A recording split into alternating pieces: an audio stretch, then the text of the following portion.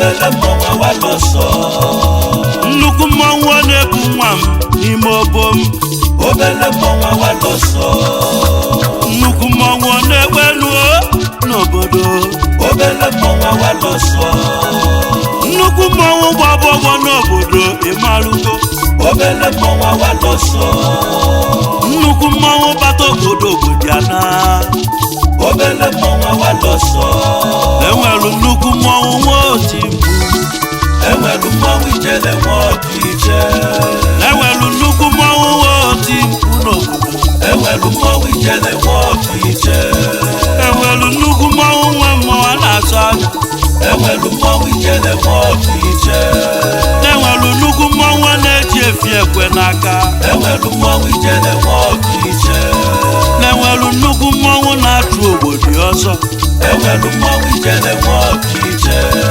enwelu nnukwu mmọnwụ nwa otimkpu ịmalụgo enwelu mmọnwụ ijele nwa ọdịiche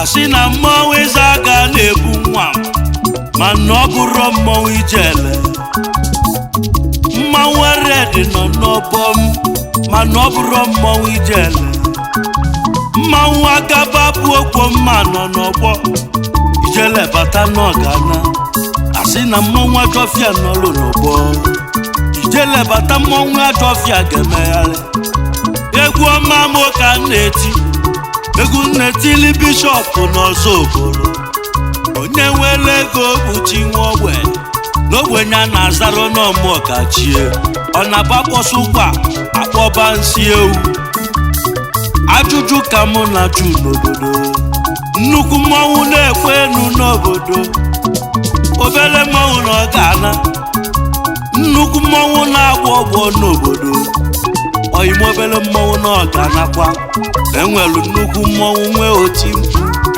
na enwelu mmọnwụ Ijele nwa ọdịiche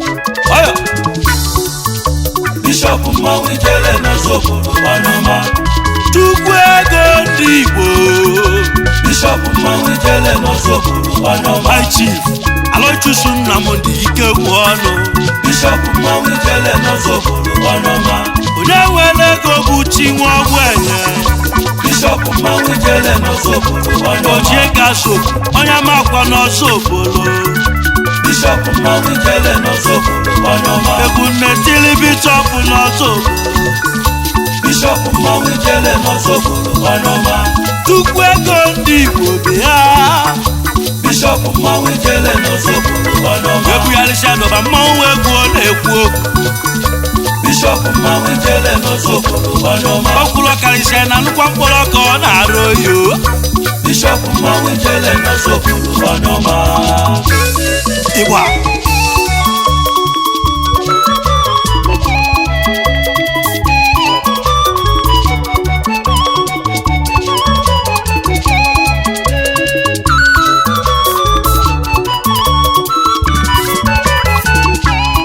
ọkwuru nwanne onye okwu ọba ga-aza agwa agwụrụ onye were okwu na abụ ọkwụrụ chinchem nke malụ maka na ogbenye a nazara n'ọma ọkachie kedu ndị ọ ga-emela ọgọ ya bụ na afọ onye bụ ogbenye n'ọgbọ anụ ụmụnna bịa si na ọ bịalụ ikporo ọkpụkpụ mana ọ bụ anụ ka nwa ogbenye bịagolu ụwa nwa mgbenye ajọkagba ọgwụ ịma na afọ ukwu niile abụrụ ọgaranya ụfọdụ n'ọbụ nyanya ya merụ n'isi nkwọcha ndị na-abụrụ ọkwa ọgaranya ụfọdụ bụ ibu ebulebu na ọ na-abụrụ akpọsụ kwa akpọsa nsị ewu mana ụkwa na nsị ewu na-eyi n'ụwa egwu ọma ma ọnọbụ n'inu Olisadoo Onye Nwe Egwu okwu bụ okwu Olisadoo Onye Nwe Egwu mmanwụ na-ama mbe n'oluo na mgbe nji ama mbem maka na onye nwere ego bụ chi nwa ogbenye na ogbenye na-azara n'ozi Igbo ndụ kimalụ egwu nnetili bishọp n'Ozubulu na mmadụ na kibiye nnukwu mmọnwụ na-ekwe enu n'obodo n'ụlịa obele mmọnwụ awaloso nnukwu mmọnwụ na-eme mmeke ekene n'ime obodo obele mmọnwụ awalọsọ nnukwu mmọnwụ na-egbu elu ntị echiri gị obele mmọnwụ awalọsọ enwere nnukwu mmọnwụ nwee oti mkpu enwere mmọnwụ ijele nwa ọdụ iche enwere nnukwu mmọnwụ nwee oti mkpu n'obodo enwere mmọnwụ ijele nwa ọdụ iche onye bụ nlebu n'obodo si na chi wee bịa enwere mmọnwụ ijele nwa ọdụ iche ALOYSIUS egbugo ya ego ọgaranya Bishop Nmanwu Ijele n'Ozubulu onye ọma Ichie ALOYSIUS NNAMDI IKEGWUONU Bishop Nmanwu Ijele n'Ozubulu onye ọma ọkwa IKEGWUONU asịrị ya na n'obodo Bishop Nmanwu Ijele n'Ozubulu onye ọma Chief akụchinyelu nwata wanụ n'Ozubulu Bishop Nmanwu Ijele n'Ozubulu onye ọma ebube chukwu ụzọ nke izizi n'Ozubulu Bishop Nmanwu Ijele n'Ozubulu onye ọma God of money one of Igbo land Bishop Nmanwu Ijele n'Ozubulu onye ọma chukwu ego ndị Igbo Bishop Nmanwu Ijele n'Ozubulu onye ọma ụzọ chukwu kwara one of ụmụ eje Bishop Nmanwu Ijele n'Ozubulu onye ọma mkpụrụ obi ndị Ozubulu Bishop Nmanwu Ijele n'Ozubulu onye ọma mkpụrụ obi nke izizi na makwa Ozubulu Bishop Nmanwu Ijele n'Ozubulu onye ọma oji ego egbe ọgụ bịa Bishop Nmanwu Ijele n'Ozubulu onye ọma nwoke ga-eyi nwoke egwu n'obodo Bishop Nmanwu Ijele n'Ozubulu onye ọma ma Olisadoo Onye Nwe Egwu na mamba Bishop Nmanwu Ijele n'Ozubulu onye ọma chukwu ego ndị Igbo n'ịkarịga egwu onye ọma Bishop Nmanwu Ijele n'Ozubulu onye ọma CEO Ike Bros Trading Pty na South Africa Bishop Nmanwu Ijele n'Ozubulu onye ọma Chairman CEO ALOYSIUS Oil and Gas Nigeria Limited Bishop Nmanwu Ijele n'Ozubulu onye ọma Chairman CEO Ebube Chukwu Ụzọ Foundation Worldwide Bishop Nmanwu Ijele n'Ozubulu onye ọma Chairman CEO Ikenadiko Properties Pty na South Bishop Africa Nmanwu Ijele n'Ozubulu onye ọma Chairman CEO Stone Hill Signature Hotel Nigeria Limited Bishop Nmanwu Ijele n'Ozubulu onye ọma egwenu chukwu ego ndị Igbo Bishop Nmanwu Ijele n'Ozubulu onye ọma ọka ndị ọka ụwa Bishop Nmanwu Ijele n'Ozubulu onye ọma obodo nwa mụrụ na mapụ n'Ozubulu Bishop Nmanwu Ijele n'Ozubulu onye ọma Olisadoo Onye Nwe Egwu na-ekene Bishop Nmanwu Ijele n'Ozubulu onye ọma ọga ndị ọga kedu maka lọlọ Bishop Nmanwu Ijele n'Ozubulu onye ọma lọlọ Mrs. Chioma IKEGWUONU Bishop Nmanwu Ijele n'Ozubulu onye ọma Ojuga na Waleze Bishop Nmanwu Ijele n'Ozubulu onye ọma Ojuga na Waleze one of Ozubulu Bishop Nmanwu Ijele n'Ozubulu onye ọma eze nwanyị na South Africa yo Bishop Nmanwu Ijele n'Ozubulu onye ọma ọmalịcha nwunye Bishop Bishop Nmanwu Ijele n'Ozubulu onye ọma ọzọ n'ihe maka Olisadoo Onye Nwe Egwu kelele Bishop Nmanwu Ijele n'Ozubulu onye ọma ezi nne m ụlọ ọmụmụ Bishop Nmanwu Ijele n'Ozubulu onye ọma Master Obi na IKEGWUONU Bishop Nmanwu Ijele n'Ozubulu onye ezi ọma nne m ụlọ Master Chinedu IKEGWUONU Bishop Nmanwu Ijele n'Ozubulu onye nne ọma m Master Bubechukwu Ụzọ IKEGWUONU Bishop Nmanwu Ijele n'Ozubulu onye ọma ezi nne Miss Samantha IKEGWUONU Bishop Nmanwu Ijele n'Ozubulu onye ọma ụmụọma Bishop na South Bishop Nmanwu Ijele n'Ozubulu onye ọma Olisadoo Onye Nwe Egwu na-ekenu Bishop Nmanwu Ijele n'Ozubulu onye ọma mmiri amanunu anwụ nyachawo n'ụlọ Bishop Nmanwu Ijele n'Ozubulu onye ọma ọgwụ egwu ọma na-etili Bishop kemalụgwa Bishop Nmanwu Ijele n'Ozubulu onye ọma maka na onye were ego bụ Chinwagwe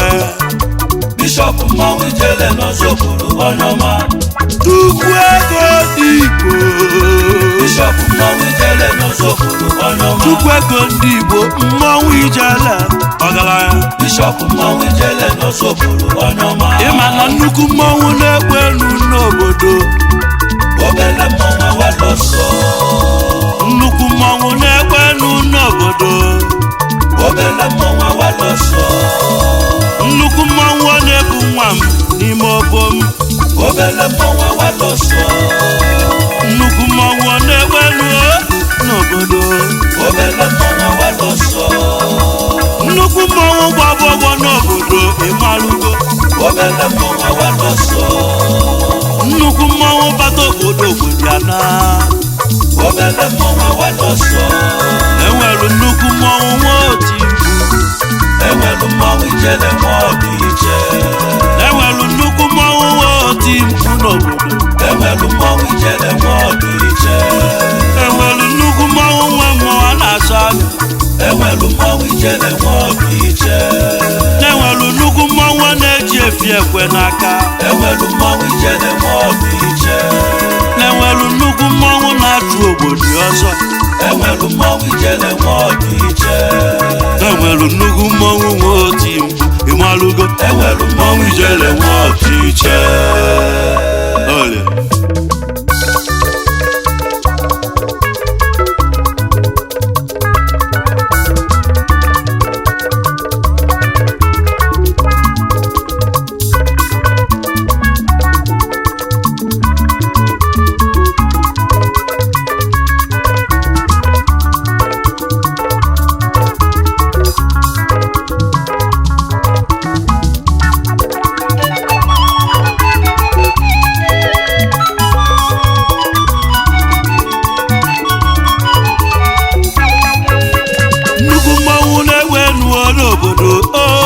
Obele mmọnwụ awala ọsọ.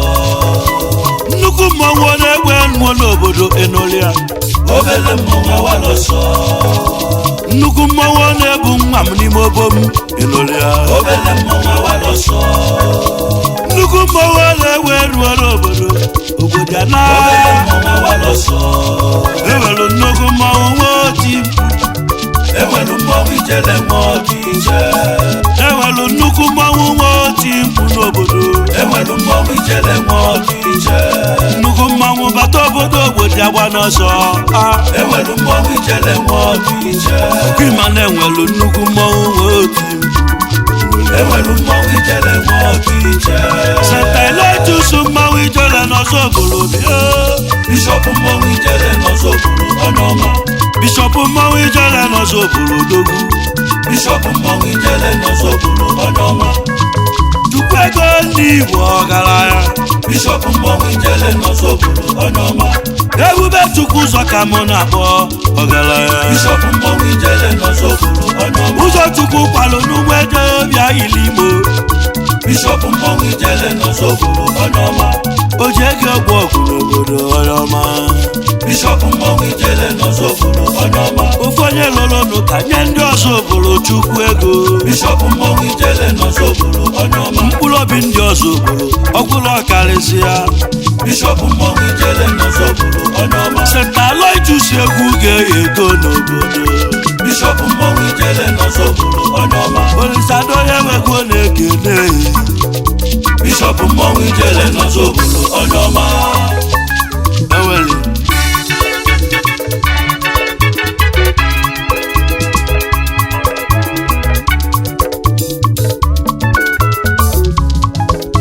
Onyema Bishop n'Ozubulu.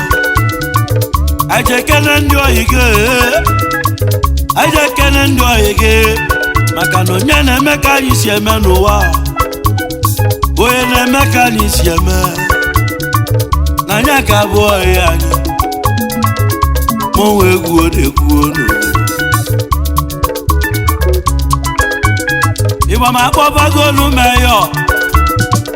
Mayor Nmanwu Ijele. Mayor Nmanwu Ijele Ancient Kingdom. Chief Austin Chinedu Mbaju. Ogbuefi afụ nwa echeta nna. One of Edukwu Kingdom.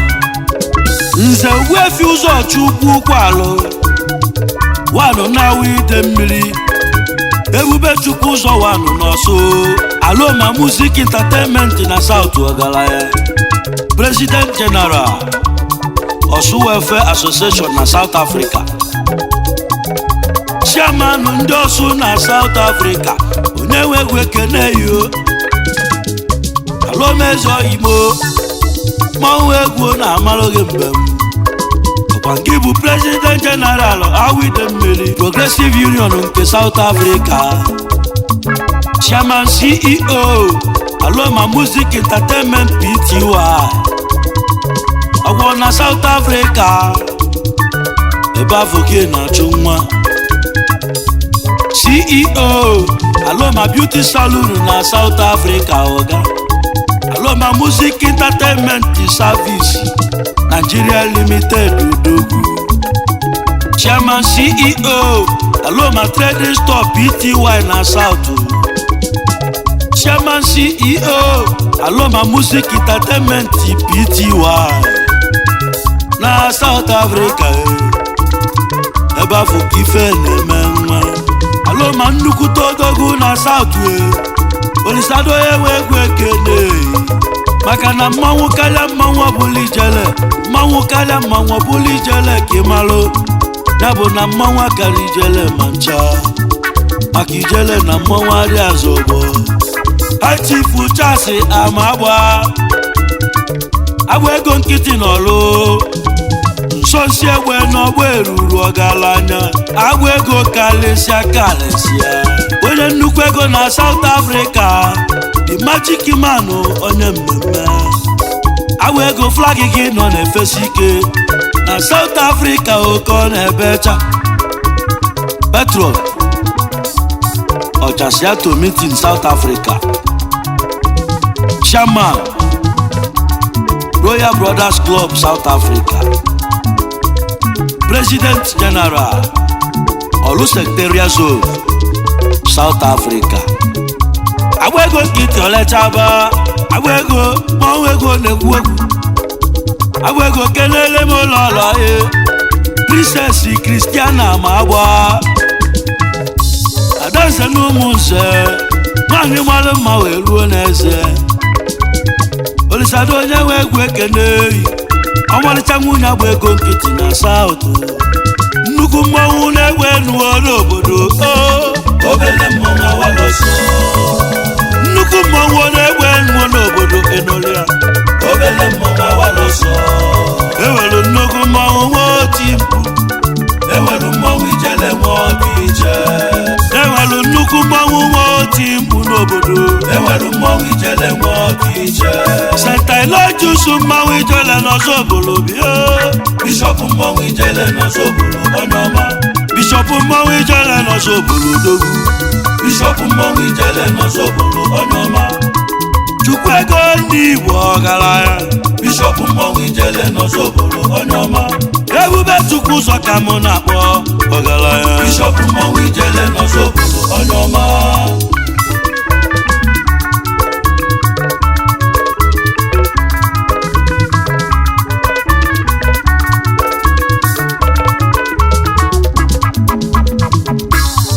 Chief Victor Nsobemchukwu Nwaribakụ. Akwụgo awawa. Akwụgo na wide mmiri. Akwụgo na wide mmiri na-ebu ọga. Nmanwu Egwu na-ama mbe. Chief Victor Nwaribakụ. Akwụgo nke izizi na wide mmiri. Ụkwụ ọma kpọrọ elu ukwu na ịgade. Olisadoo na-ekereghị. Aliyeri mba ndị Awide mmiri ọgaranya. Ikenga Wanu na Awide mmiri. Chairman CEO Avesta Hotel Nigeria Limited. Avesta Hotel dị n'Ọlụ n'Owerri na Lagos ebe na-alacha aka. Chief Victor Nwaribakụ onye ego. Onye Awide onye ọcha bịara ụwa n'oji. Kenele m ụlọọlọ Lolo Mrs. Tina Nwaribakụ. Osodi ihe makụ nke izizi na Awide mmiri. Nwanyị ọma si ụmụ oji mgbulugbo okodu eja. Nyewe Egwu ekene yo. Ijebedebe na ị ga-eje elu. Ọmalịcha nwunye Akwụgo. Chief Ugochukwu ebola mụ gba ndụ. Onye Nwe aga n'aka ọgwa Chairman CEO Sticon General Service Nigeria Limited Ikuku Ọma Amsterdam Ikuku Ọma wanu na Holland ala nsọ Agwenwe ebe na South Africa Ono na mbazoku nwanne na ani Igbo ọga ICHIE Johnson Umere gade Ozikwa nwa Chinemelive Finidi Johnson Korea Service Ogala Chairman Agwata Improvement Union na South Africa Deputy President Anambra State Association Ozikwa na South Africa Eba Fuke na Lowe Kwechiri ICHIE Lawrence Mbaone gade Wana yese na mifeke Ezo yemi pelugo Ikweme na South Africa onyeko Address ndi mifeke na South Oimo ye juluki no julife Mano nye weluki no welu mao Ogala Nye welego na South Wana yese ne gade Nuku mmanwu na-ewe nuo n'obodo Obele mmọnwụ awaloso Nnukwu mmanwu na-ewe nuo n'obodo Enolia Obele mmọnwụ awaloso Ewelu nnukwu mmanwu nwotifu Ewelu mmọnwụ ijele nwotu iche Ewelu nnukwu mmanwu nwotifu n'obodo Ewelu mmọnwụ ijele nwotu iche St. ALOYSIUS mmanwu ijele n'Ozubulu bịa Bishop Nmanwu Ijele n'Ozubulu onye ọma Bishop Nmanwu Ijele n'Ozubulu odogwu Bishop Nmanwu Ijele n'Ozubulu onye ọma Chukwu ego ndị Igbo ọgaranya Bishop Nmanwu Ijele n'Ozubulu onye ọma Ebube Chukwu ụzọ ka mụ na-akpọ ọgaranya Bishop Nmanwu Ijele n'Ozubulu onye ọma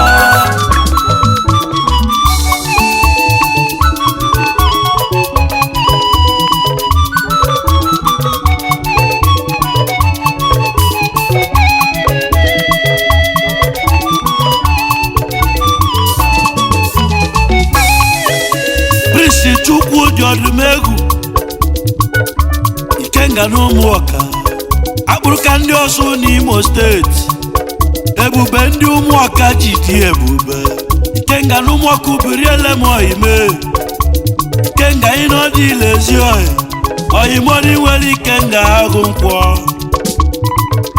Akpụrụka n'ọsụ Maka na Ikenga dịrị ile awalie ya na nkụ Ikenga dirile obulu tedi kimalu akpụrụka Oke nwa na n'Igbo Odogwu balulu na South Africa Chairman CEO Emergency Egwu International Limited Ogalaya Managing Director Odumegwu Light and Power Limited Odogwu Akpụrụka kenele m lọlọ ihe Lọlọ misisi Princess Chinelo Odimegwu Adeze n'Ogidi nwere Ogwulo karịsịa nwanyị n'Ogidi nwere Ogidi nwere eze Chuoma Eze nwanyị nnukwu nwanyị Anyị ekene gị nwunye Ikenga onye ọma Maka na nnukwu mmọnwụ na-egbe nuo n'obodo Obele mmọnwụ awaloso Nnukwu mmọnwụ na-ebu nwa m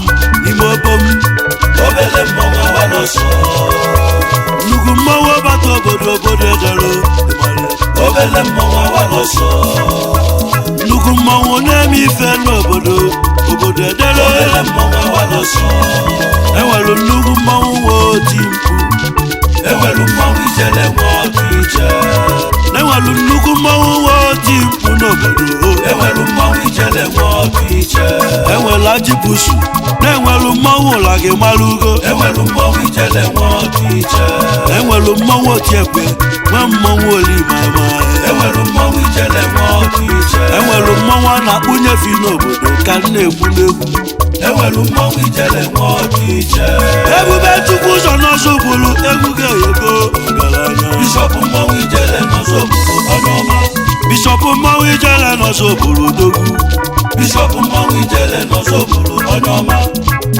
chukwu ego ndị Igbo ọgaranya Bishop Nmanwu Ijele n'Ozubulu onye ọma ebube chukwu ụzọ ka mụ na-akpọ ọgaranya Bishop Nmanwu Ijele n'Ozubulu onye ọma ụzọ chukwu kwalụ n'ugbo ego bịa ili Igbo Bishop Nmanwu Ijele n'Ozubulu onye ọma ojege ọgwụ ọgwụ n'obodo onye ọma Bishop Nmanwu Ijele n'Ozubulu onye ọma ofu onye lụlụnụ ka nye ndị ọzọ obodo chukwu ego Bishop Nmanwu Ijele n'Ozubulu onye ọma mkpụrụ obi ndị ọzọ obodo ọkwụlụ ọkarịsịa Bishop Nmanwu Ijele n'Ozubulu onye ọma St. ALOYSIUS egwu ga-enye ego n'obodo Bishop Nmanwu Ijele n'Ozubulu onye ọma Olisadoo Onye Nwe egwu na-ekene Bishop Nmanwu Ijele n'Ozubulu onye ọma ewele Bishop Nmanwu Ijele n'Ozubulu onye ọma